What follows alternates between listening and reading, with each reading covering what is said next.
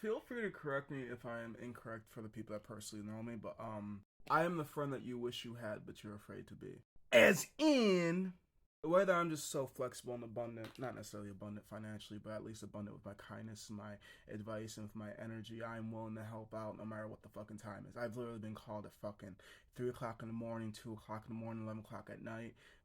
Yeah, it'd still be 11 o'clock in the night, 12 o'clock in the morning, because once it hits from PM to AM, that means it's morning time. So my midnight snack isn't my midnight snack, motherflipper. It's my morning snack! There's no such thing as midnight. You're just brainwashed as I was too. Back to the point, though. Like, I'm the type of friend that'll fucking drive you places, go do errands with you, babysit your kids, help you with your significant other, rather if it's dude or chick. I don't give a single shit. I'll give you advice either way, even though I don't even like dick. Sometimes he's just being narcissistic. Maybe you're not really listening. Maybe he's actually trying his best. I don't know. You guys probably shouldn't be together is honestly my most repeated line, but nobody listens to me, so I'm just like, fuck it. Did you want me to just listen because you don't ever make that clear when you speak to me? Whoever you may be, I'm just like, as soon as you speak, I gotta give advice. And I'm physically strong, so like I've literally helped people move so many times aside from my own personal family. But Ethan, you're an orphan. And you're a new audience. You didn't know that. Maybe you do, because some of you guys are repeat offenders, depending on where I'm posting this. Back to the point. Like, I've helped my family move multiple times. Some of my exes, well, I was dating her at the time, her siblings move, as well as a different girl that I was fucking around with. Like, we weren't even dating, but like, damn. I was the issue in that one, but I helped her move out of her apartment. I'm just like, fucking, hey, I might as well become a mover. And a couple years later, I did get into a moving job. Didn't become a mover. I junk removal. Like, honestly, if I didn't have this fucking heart issue and this bitch in my chest, I would continue being a mover. Like, I fucking love the money. I love meeting all the people. I love the houses. Like, in a different world where I didn't have a heart issues, I'd continue doing it. But fuck hot tubs and pianos. Fuck, why do you rich people want that shit and you guys want it out? You fucking buy that shit and you die with that shit like everybody else. I'm just fucking saying, why you buy a fucking hot tub and a fucking piano and just be like, yeah, it doesn't fit our lifestyle anymore. You should have thought about when you got old. Either fucking way. Back to the point of, I'm like a Swiss Army friend. It don't matter what the hell you do. Even though I don't like groups, if you invited me and you really need to go out, then I guess I'll go with you. I've even done vagina goalie on multiple occasions. Drove all the way to Ohio with a friend of mine so she can meet a crush of hers. I'm just like, I don't give a fuck. Around town, two girls want to go on the girls' night, both of them as significant others. I'm like, I don't drink, but I'll be your designated driver so you guys get drunk as long as you guys don't mind I fucking smoke weed, which they don't. I'm not gonna bitch. Just let me do what I do and I'll let you do what you do. But if you have an issue with what I do, then bitch, I think I have an issue with your existence now. Really, what I do, it's all I do is smoke weed, give advice, say some nihilistic shit, some stoic shit sometimes, and sometimes I even want to kill myself. But what have I done to hurt you? Aside from paint my nails, aside from say things a little bit aggressively or maybe confusingly, or maybe I didn't say what I meant or meant what I said, or did I say it and you guys weren't listening? Whatever you were upset at me for, we could talk about it. But if you want to get fisticuffs, first. All right, here, and if you knock me out, then because everybody's got a plan to get punched in the face, but I know it's illegal for me to swing first, so please make it hurt. I don't know if I'm easy to knock out. Most people don't swing on me. So it must mean I'm not an asshole. That's why I assume. I don't use, oh, they're too afraid to. No, I know this world's crazy and I have a hell of a lot of audacity. Go ahead. Also, I've been told I'm quick by people. I don't necessarily always believe that. Like, yes, I am always paying attention. I feel like I'm hyper vigilant. But also, even during wrestling practice, there's multiple times people have almost hit me in the face or could have hit me in the face. I'm just like, good, because how I think of fights is, if I believe that you are weaker than me and I deem you to not even be worth the energy, then I'm not going to give a shit. Essentially, it's like fighting a little kid. You can hit me as much as you want to, but like, the fuck does that mean? So if you hit me in the face and it doesn't hurt, which, like, yeah, I know I'm supposed to always dodge, but first I gotta figure out, does it even hurt when I get hit? Like, I know dodging looks cool, but it also takes a lot of energy. But if I can just take the hits and still beat on you, like, you're not gonna be able to take my blows long, I'm gonna be able to take your blows. That's why I always loved watching MMA. We're like, yeah, stand in the middle, because I'd hate to be fighting a haymaker, but still at the same time, I'm gonna feel the shit out either fucking way. I got your back as long as you're not the dumbasses starting the bullshit. Like, people start shit with you, of course I got your back. You start shit with people, of course I got your back, but like, stop. Why the fuck are you doing this? Don't you know why? You were under my supervision. I wouldn't even let you be that stupid. I personally always feel like I'm babysitting people around a lot of people, so it's just like, of course you'd want me as a friend. I keep you out of trouble. The police come, just let me talk. I know they might not like me, but they like me. They don't like me people, but they like me personally, and that's because I'm able to communicate in levels that most don't. I don't get upset. I just like, oh, what? Sorry? Oh, I don't know, some might even think I'm mentally retarded, but like I drove the car.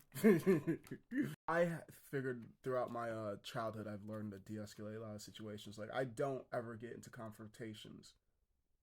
Physical confrontations is what I actually mean. Verbal confrontations, people just want to argue sometimes, and they don't even give a fuck if they're right or wrong. They just want to argue just to fucking argue, and I'm just like, my points are valid. My points aren't going to be changed. Whatever you're going to say eventually either goes off or it's actually on point, but at the same time, you're still wrong. But you can't make people believe in anything. The truth, their own existence, their lies. Like, you can't make them believe in anything. So whether they believe it or not, I just learned throughout all the years of arguing and just being myself, take your wins silently. You don't need to fucking get the trophy. You can be number one without people even knowing who the fuck you are. And I just do my best trying not to outshine people in the rooms because I don't know what the fuck I do, but people look at me like, oh, look at him, look at him, look at him, look at him. No, don't look at me. I'm not supposed to be the special one here. Look at this person or that person. Like, that's something that I don't know how, like, it's something about me that people always tell me to the point where I'm just like, fuck, I don't want to go out in public. Because if I'm out in public too long, the public just wants to surround me, and I don't like that shit. I crap you not. I've worked this current job that I've worked a couple times, and every single time that I get a job where I'm with a client in a certain area, if you watch the cameras, I bet you could tell which room I'm always in.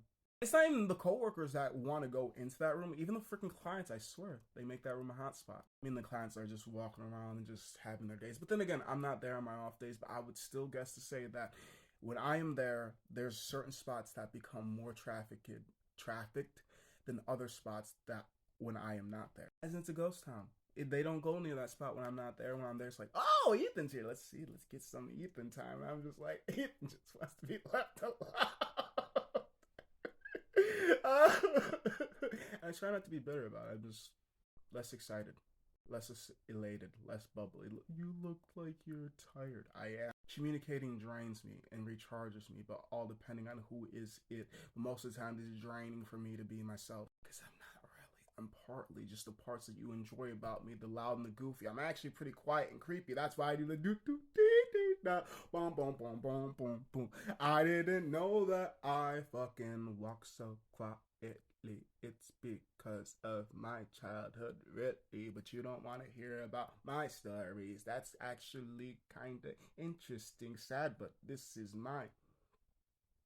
Whether you believe it or not, I am quiet because that's how I had learned. So I'm loud so you guys don't get freaked out when I sneak up on you. When I wasn't sneaking, you guys just aren't listening.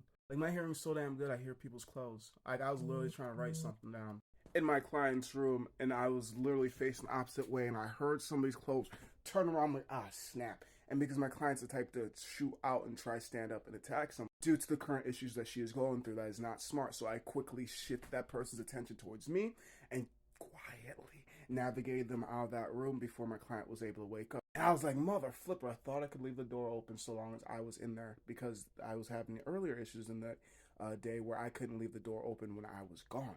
I guess somebody would wander in. I just had to go to the bathroom. I was getting her food. Like, what the flip? I figured I was in there writing, even though my back was turned, I would be good because I'm good about deterring people and getting them to go the opposite way. It's a skill of mine. I think I'd be amazing at improv, but apparently I don't have enough work. So as soon as I heard her close, I was like, shh. Oh, snap. Okay, let's go. No, this is somebody's room.